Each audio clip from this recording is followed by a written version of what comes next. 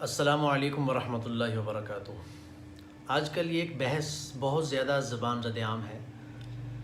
اور بہت زیادہ سننے کو ملتی ہے، کبھی ٹی وی شوز پر ہو رہی ہوتی ہے یا مختلف جگہوں میں لوگ ویسے آپس میں تبصرہ کر رہے ہوتے ہیں، میسیجز آ رہے ہوتے ہیں فیس بک کے اوپر مختلف جگہوں میں۔ وہ یہ ہے کہ مرد کا مقام زیادہ ہے یا عورت کا مقام ہے زیادہ ہے، یعنی فضیلت دونوں میں سے کس کو اللہ تعالیٰ نے عطا کی ہے، یہ ایک سوال بہت زیادہ چل رہا ہوتا ہے، بحث بھی چل رہی ہوتی ہے۔ تو اس پر بہت آپس میں چیمے گوئیاں چل رہی ہوتی ہیں لوگوں کی، تو میں نے سوچا کہ اس پر دو تین باتیں میں بھی اپنی طرف سے عرض کر دیتا ہوں، لیکن یہ باتیں ہیں میری طرف سے، لیکن ہیں اصل میں قرآن و حدیث کے حوالے سے ہی ہوں گی انشاءاللہ۔ تو کوشش کروں گا کہ مختصر وقت میں دو چار باتیں جو میرے ذہن میں آئیں وہ میں عرض کروں گا۔ پہلی بات یہ ہے کہ قرآن پاک میں اللہ تعالیٰ نے ارشاد فرمایا کہ وَلِلرِّجَالِ عَلَيْهِنَّ دَرَجَةٌ، یہ ایک پہلی بات ہے، وَلِلرِّجَالِ عَلَيْهِنَّ دَرَجَةٌ، کہ اللہ تعالیٰ نے مردوں کو عورتوں پر فضیلت دی ہے۔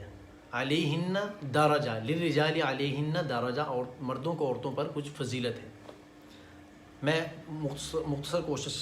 کر رہا ہوں کہ مختصر وقت میں اس کو آپ لوگوں کو بتاؤں۔ دوسری بات یہ کہ 5ویں پارے کی سورۃ النساء کی آیت ہے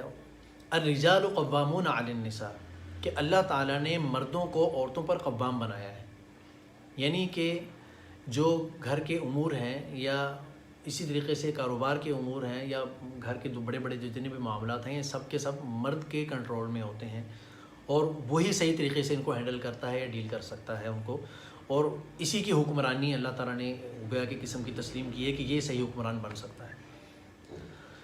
اور تیسری بات یہ کہ دنیا میں سب سے پہلا انسان جو اللہ تعالیٰ نے بنایا ہے وہ بھی مرد ہی تھا، حضرت آدم علیہ السلام۔ پھر ان کی پسلی سے اللہ تعالیٰ نے اماں حوا علیہ السلام کو پیدا فرمایا،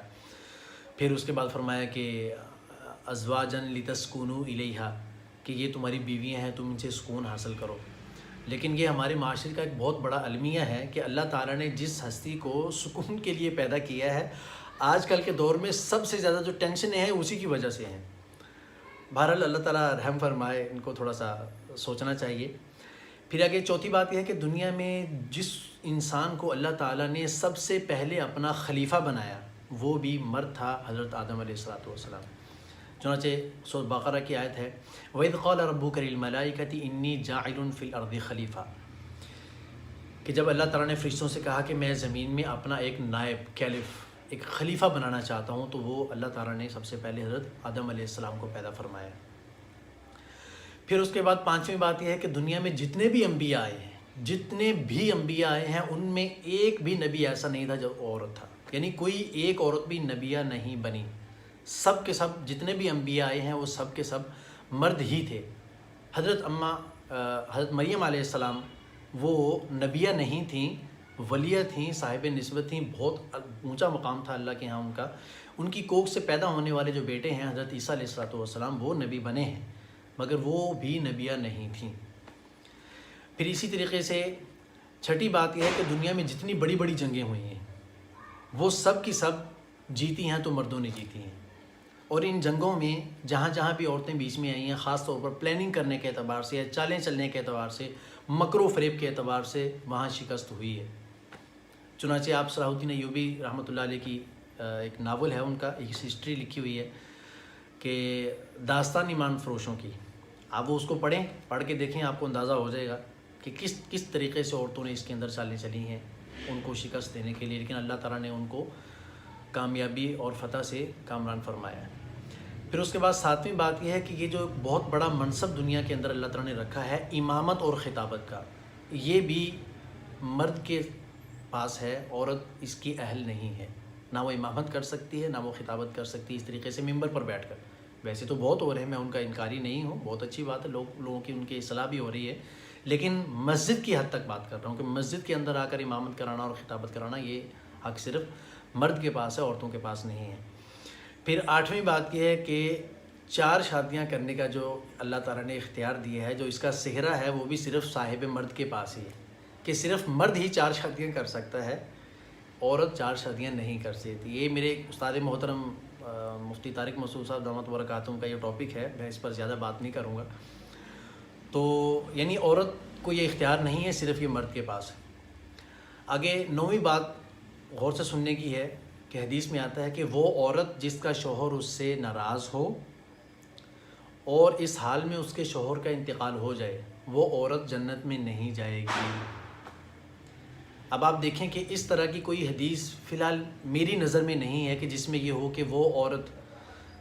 جو ناراض ہو اور اس حال میں اس کا انتقال ہو جائے تو اس کا شوہر جنت میں نہیں جائے گا۔ میری نظر میں ایسی کوئی حدیث فی الحال نہیں ہے، لیکن اس کا یہ ہرگز مطلب نہیں ہے کہ میں انکار کر رہا ہوں کہ عورتوں کا کوئی مقام نہیں۔ عورتوں کا بہت بڑا مقام ہے، بہت اونچا مقام ہے ان کا، اور ان کے حقوق کے لیے بہت ساری اور دوسری احادیث ہیں، لیکن چونکہ اس وقت کا جو میرا ٹاپک ہے آپ سے بات کرنے کا وہ صرف مردوں کا ہے، مردوں کے سلسلے میں بات کر رہا ہوں، تو انشاءاللہ کبھی موقع ملا تو اس سلسلے میں بھی بات کریں گے۔ تو یہ جو حدیث ہے یہ صرف مرد کے بارے میں ہے کہ وہ عورت کبھی جنت کی خوشبو نہیں سونگھ سکے گی، جنت میں نہیں جائے گی جس کا شوہر اس سے ناراض ہو، اس حال میں اس کا انتقال ہو جائے۔ اور اسی طریقے سے ایک دوسری حدیث بھی ہے، وہ حدیث یہ ہے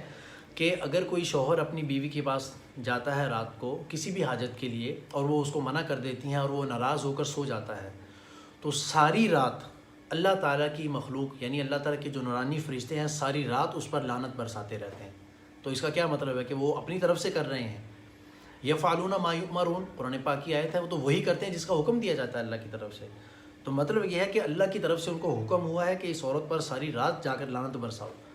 کہ اس کا شوہر ناراض ہو کر سو رہا ہے اور یہ مزے سے خراٹے لے رہی ہے۔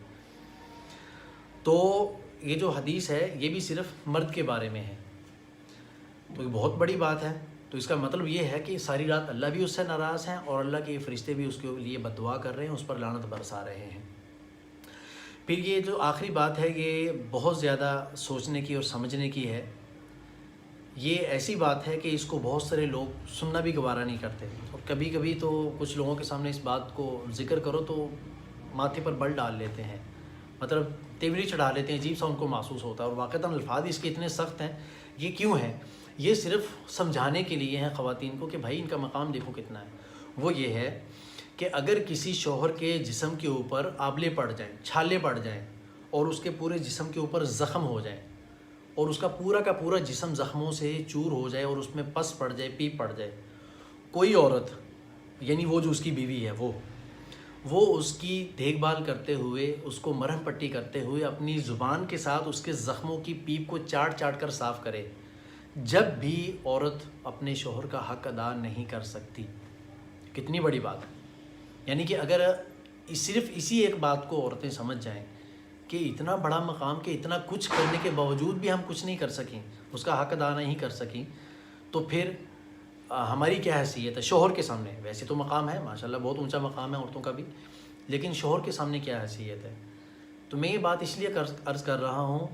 کہ مطلب اس زمانے میں جو حالات سامنے آ رہے ہیں، آپ کسی ایک بلڈنگ میں اگر رہ رہے ہیں تو آپ وہاں سے چھوڑ کر دوسری بلڈنگ میں جائیں، وہاں 2-3 کیس آپ کو مل جائیں گے، اس بلڈنگ کو چھوڑ کر تیسری بلڈنگ میں جائیں، وہاں 3-4 کیس مل جائیں گے۔ مطلب کیا ہو گیا ہے عورتوں کو؟ کیوں نہیں ان کی سمجھ میں یہ بات آتی کہ ایک مرد صبح گھر سے نکلتا ہے، وہ سارا دن بیچارہ کتنی مشکل قسم کی گھاٹیوں سے گزرتا ہے، کتنی جگہ اس کو طرح طرح کی باتیں سننی پڑتی ہیں، طرح طرح کے اس کو معاملات دیکھنے پڑتے ہیں، مشکلات اس کو اٹھانی پڑتی ہیں، اور کبھی کبھی تو ایسا بھی ہوتا ہے کہ شوہر صاحب گھر سے نکلے ہیں اور باہر کہیں گئے ہیں تو ان کا ایکسیڈنٹ ہو گیا۔ اب جب ایکسیڈنٹ ہو گیا، ٹانگ پہ چوٹ لگ گئی ہے، اب وہ کیا کریں گے؟ گھر والوں سے چھپا دیں گے، جب گھر آئیں گے تو بالکل سیدھے ہو کے چلنا شروع کر دیں گے۔ ٹھیک ہے؟ کیوں؟ اس لیے کہ بیوی بچوں کو پریشانی نہ ہو، اپنے دکھ کو چھپا دیں گے، خود ہی اس کو ہضم کریں گے کہ تاکہ ان کو پتہ نہ چل جائے، یہ میری وجہ سے پریشان نہ ہو، یہ سکون میں رہیں۔ اور جو باہر نکلیں گے پھر ان کو لنگڑا کر چلنا پڑے گا، کیونکہ مشکل ہے، چوٹ لگی ہوئی ہے، زخم ہے، کپڑا ڈال دیا اوپر، چھپا دیا تاکہ ان کو پتہ نہ چلے۔ یہ میں ایک ایگزامپل دے رہا ہوں، اس کے علاوہ بہت ساری اس طرح کی مثالیں موجود ہیں کہ شوہر بیچارے باہر جا کر کتنی محنت سے کام کرتے ہیں اور کتنی محنت سے پھر تھکے ماندے گھر کو واپس آتے ہیں، اور رات کو اتنی لمبی زبان نکال کے عورت کھڑی ہوتی ہے 4 باتیں سنانے کے لیے۔ یہ میں سب عورتوں کی باتیں نہیں کر رہا، ناراض نہیں ہونا، یہ ان کی بات کر رہا ہوں جو یہ حرکتیں کرتی ہیں، جو زبان نکال کر شوہر کے سامنے باتیں کرتی ہیں اور ان کے مطالبات ختم نہیں ہوتے، یہ بھی لے آؤ تو وہ بھی لے آؤ تو فلاں چیز بھی لے آؤ، یہ نہیں لے کے آؤ تو پھر لڑائی شروع۔ بھائی ان کے مقام کو سوچیں، ان کے مقام کو سمجھیں، اور ذرا اپنی زبان کو کنٹرول کریں، اپنے گھر میں سکون لانے دیں۔ اللہ تعالیٰ عمل کی توفیق عطا فرمائے۔